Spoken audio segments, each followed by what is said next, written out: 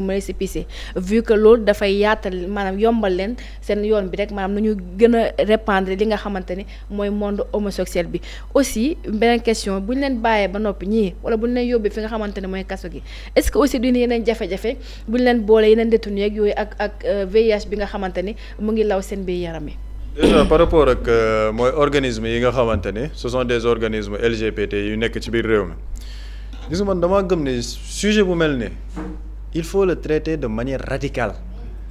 maanaam du loo xamante ni dañ koy foowee ci suñu réew wala par rapport ak suñu société man damaa gëm ne organisation boo xamante ni da nga ne yow organisation LGBT nga waroo sax dugg ci réew bi bay xalaat ñu naan dañ lay jox récépissé c'est-à-dire que si tu veux défendre la cause LGBT tu vas défendre ça ailleurs mais pas au Sénégal loolu mooy dëgg il faut être radical par rapport à ces sujets parce que ñu ngi koy wax sànq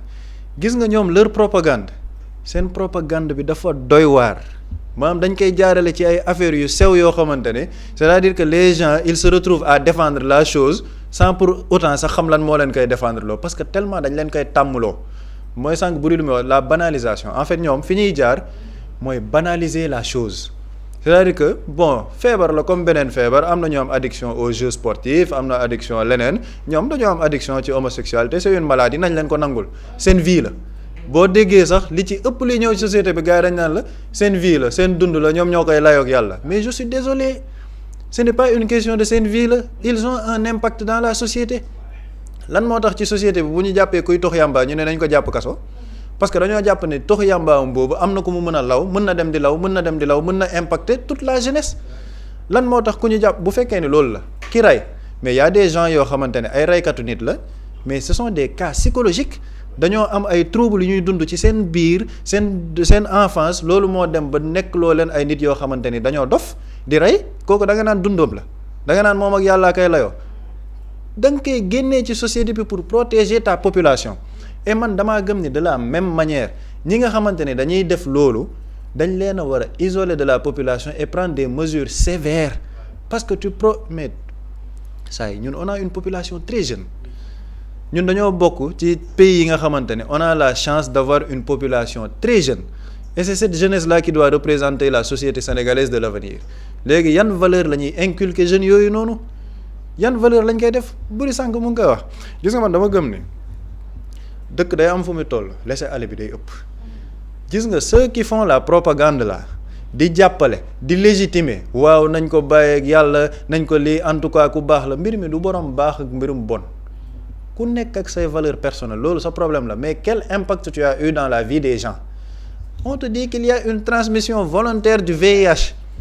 xam nga loolu est-ce que nit ñi ñu ngi imaginer loolu impact bi nga xamante ne am na ko dans la population maanaam c'est-à-dire que tayef la da nga ko tay maanaam yow xam nga ni da nga am VIH nekkul lu garaaw maladie bu mais bu garaaw toi de manière volontaire et li ci gën a doy waar la personne se présente comme bisexuel mooy yow da ngay sekk ak góor di sekk ak jigéen donc yow yamoo ci góor ñi kese c'est-à-dire que yow da nga nekk un facteur de transmission extrêmement dangereux parce que da ngay sekk ak góor di sekk ak jigéen ku jigéen kooku noonu nga sekkal bu demee sekk ak keneen moom mu nekk porteuse du VIH da ko koy wàll. une génération mais ñi ci am ay jabar. mais saa yi yow nga am sa jabar léegi sa jabar yow donc bu fekkee ni yow da nga am des relations sexuelles non protégées. kooku wàll nga ko mbir mi. moom elle est porteuse. ak seeni doom bu fekkee moom est xamu ci dara. mais c'est exactement ça seeni doom ñoom it loolu mën na leen a laal. sànq buri mu ngi koy wax coro yi nga xamante ni yaa ngi koy am ci mbedd bi di njaalooti ñoo xamante ne takkoo leen ñooñu tamit boo ko sekkee ak ñoom mais c'est un facteur de propagande boo xamante ni day law ci biir population et mais c'est un danger public de santé mais on a des organismes dans ce pays là yoo xamante ni ñoom lenn rek la ñuy liggéey mooy xeex contre la propagation du virus du VIH. am na ay structures yoo xamante ne loolu la ñuy liggéey di ci def nag liggéey bu am solo par rapport à la prévention di dem di jël cas yi mais am na ñoo xamante ne les gens ne le savent pas mais hôpitaux yi am na ñoo xam ne dañoo am VIH ñu leen di faj foofu di leen def prise en charge ñu ciy daj lu nekk def ci ay résultats yu am solo parce que maa ngi gis taux de prévalence bi 0,3% la loolu muy taux bu baax mais s'il y a des gens yoo xamante ne de manière consciente ci seen coobare bopp ci seen vice man balaa maa dee ñu naan vice mais saa yi vice na nekk bëgg mbaxalu Saalum wala nga bëgg leneen mais vice bu mu nekk ci sekk góor di ko propager à la population. Des gens comme ça man dama jàpp ni il faut être radical, ce sont des dangers publics man loolu laa gëm. Ce sont des dangers publics et il faut les traiter comme des dangers publics et que cette situation serve de leçon pour l'État. Am na loo xamante ne mu ngi xew ci réew mi nañ ci bàyyi xel lii xew ci réseaux sociaux yi jar na bàyyi xel. Les parents démb da ngay gis parents yëpp ne man de tiit naa ci réseaux sociaux yi mais lan moo tax parce qu'on l'a banalisé. Da ngay dugg ci réseau yi gis góor bu waññaaru lem ay yaramam def fecc jigéen ñu ne waa kii de moom léegi fecc bi moo xew mais loolu ce sont des facteurs yoo xamante ne nañ waxante dëgg loolu ce sont des signes yoo xamante ne nit ñi nañ ci jóg. Il faut que l'État régule il faut que l'État protège sa population gis nga jeunes yi nañ leen bàyyi xel bu baax parce que gis nga un pays boo xamante ne il n'y a pas de régulation jeunes yi kenn du leen protéger par rapport ak contenu yi nga xamante ne dañ koy seetaan dans l'industrie cinématographique. Lu tax ñu naan moins de 10 ans contenu boo xam ne moins de 12 ans moins de 16 ans moins de 18 ans mais da ngay ñëw Sénégal contenu yi c'est laissé à la population ku mu neex seetaan lu la neex ku mu neex def lu la neex sans aucune régulation après ñu foog ni jeunes yooyu ils ont la maturité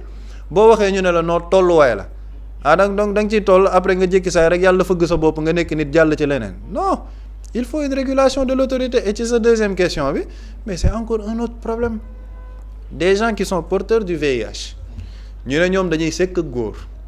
nga ñëw boole leen foo xamante ne ay góor rek a fa nekk ñoom ñu am le VIH et tout le monde sait aussi dans le milieu carcéral il y a ñoo xamante ne ñoom dañuy nekk foofu loolu dañ koy bëgg donc foofu encore tu es en train de créer un autre problème c'est-à-dire que problème bu sérieux la boo xamante ne nit ñi dañ ko war a comprendre noonu ce n'est pas une question de animateur la amoon naa cofeel ci moom amoon naa mbir mi du loolu.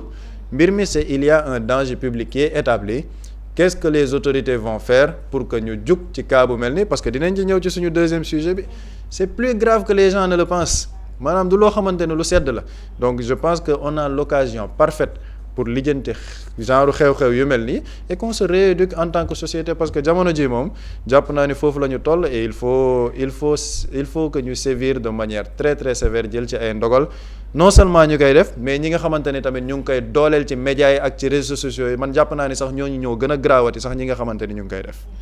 jërëjëf Pape Samba ñu wéyal waxtaan bi rek ak deuxième sujet bi nga xamante ni dañu desandi ba tey ci coowal ngóor jigéen yooyu nga xamante ni am na ñeneen aussi ñu ci jàpp ñu toll ci 14 personnes ñoom nag seen dossier dafa jéggi frontière ndax ki nga xamante ne mooy seen njiit maanaam nga ku leen di dooleel benn français la di leen ko yaatal tuuti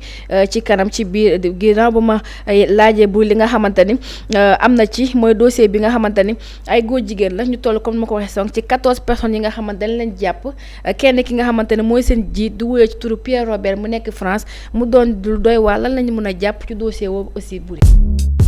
Mously Immo Sénégal moo leen di indil saafara ci jafe-jafe bu ngeen am ci wàllum immobilier yow mi bëgg a jënd kër yow mi bëgg a tabax wala nga jaay sa terrain jokkool ak waa Mously Immo ku am sa kër bëgg ku la ko terrassel wala nga am sa tool bëgg ku la ko lotisel defal la ko ay terrain Mously Immo Sénégal daf leen koy jàppandal gunge leen ci anam gu mucc ayib ku am sa kër itam te nekkuloo ci biir réew mi bëgg ku la ko toppatool gérer la ko Mously Immo moo ci gën a gaaw gën ci wóor ku bëgg réfectionner tabax wala nga defar plan architecte mën nga jokkoo itam ak waa Mously Immo Sénégal mën ngeen leen a woo ci 77 887 25 13 77 887 25 13 Mously Immo indi saafara ngir jëndum kër tabax jaayum terrain terrasse ay tool wala lotissé ko defal leen ko ay terrain loolee lépp Mously Immo moo ci gën a gaaw man ngeen itam abonné ci seen chaîne YouTube Mously Immo Sénégal ngir am yeneeni xabaar yu gën a dëggu wala itam wàllum conseil ci wàllum immobilier fii ci biir réewum Sénégal